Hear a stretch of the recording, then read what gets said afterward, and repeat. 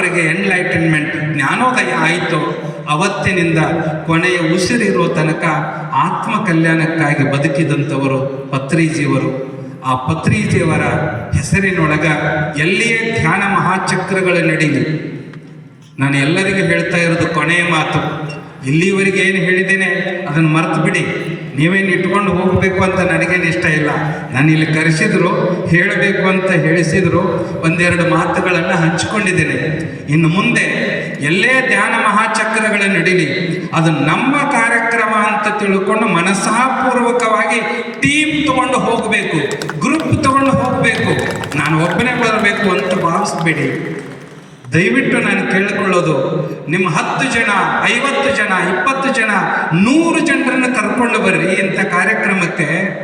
ಬಹಳಷ್ಟು ಜನರ ನಿರೀಕ್ಷೆಯನ್ನು ಇಟ್ಕೊಂಡು ಇಂಥ ಒಂದು ದೊಡ್ಡದ ಸಭಾ ಮಂಟಪವನ್ನು ತಗೊಂಡು ಅನೇಕ ರೀತಿಯಾಗಿರತಕ್ಕಂಥ ಸಾಕಷ್ಟು ಖರ್ಚು ವೆಚ್ಚಗಳನ್ನು ಮಾಡ್ತಾ ಇರಬೇಕಾದಾಗ ಬೆರಳೆಣಿಕೆಯ ಜನರಿಗೆ ಇದರ ಉಪಯೋಗ ಆದರೆ ಏನು ಪ್ರಯೋಜನ?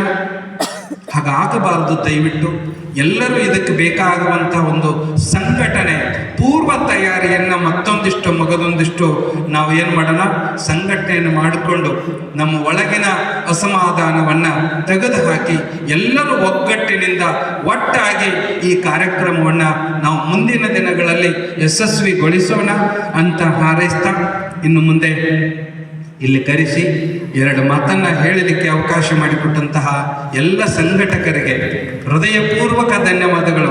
ನಾನು ಎಲ್ಲರ ಹೆಸರು ತೆಗೆದುಕೊಳ್ತಾ ಹೊರಟ್ರೆ ಸಂಜೆವರೆಗೆ, ಯಾಕಂದರೆ ಎಲ್ಲರ ಹೆಸರು ನೆನಪದವ. ನಾನು ಎಲ್ಲರ ಜೊತೆಗೆ ಒಡನಾಟ ಇದೆ, ನನಗೆ ಆತ್ಮೀಯ ಒಡನಾಟ.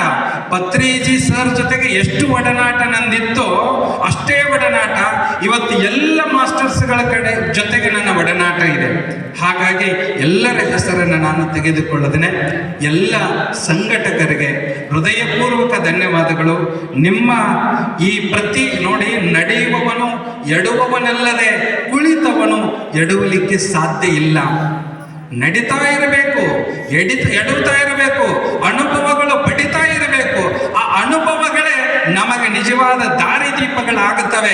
ಅನುಭವವೇ ನಿಜವಾದಂಥ ಅಮೃತ ಅನ್ನತಕ್ಕಂತಹದ್ದನ್ನು ಪತ್ರಿಜಿಯವರು ಹೇಳಿಕೊಂಡು ಬಂದಿದ್ದಾರಲ್ಲ. ಪ್ರತಿಯೊಂದರಿಂದ ಪಾಠವನ್ನು ನಾವು ಕಲಿತು ಜೀವನವನ್ನು ಯಶಸ್ವಿಗೊಳಿಸೋಣ ಅನ್ನುವಂತಹ ಮಾತನ್ನು ಇಲ್ಲಿ ತಿಳಿಸ್ತಾ ಎಲ್ಲರಿಗೂ ಶರಣಾರ್ಥಿ.